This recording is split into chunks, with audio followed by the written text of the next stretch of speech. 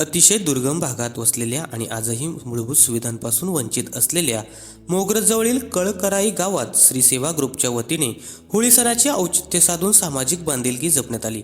Doctor Nanasaheb Dharmadhikari यांच्या जयंतीनिमित्त या गावातील सुमारे 50 कुटुंबांना अन्नधान्य किटचे वाटप करण्यात आले। कळकराई हे गाव डोंगराच्या पायथ्याशी वसले असून स्वातंत्र्याच्या इतक्या वर्षानंतरही या गावात शासनाचा पक्का रस्ता पोहोचलेला नाही। दळणवळणाची कोणतीही साधने नसल्यामुळे येथील ग्रामस्थांना आजही मुख्य रस्त्यापर्यंत पोहोचण्यासाठी डोंगर दऱ्यातून आणि जंगलातून सुमारे 1.5 तास पायपीट करावी लागते। विकासाच्या मुख्य प्रवाहापासून हे गाव आजही दूर असल्याचे भीषण वास्तव समोर आले आहे। 1 मार्च डॉक्टर नानासाहेब धर्माधिकारी यांच्या जयंतीनिमित्त नेरळ परिसरातील धामोते, कोल्हारे आणि कोलिवली या गावांमधील स्त्री सदस्यांनी एकत्र येऊन कळकराई या गावात पोहोचले।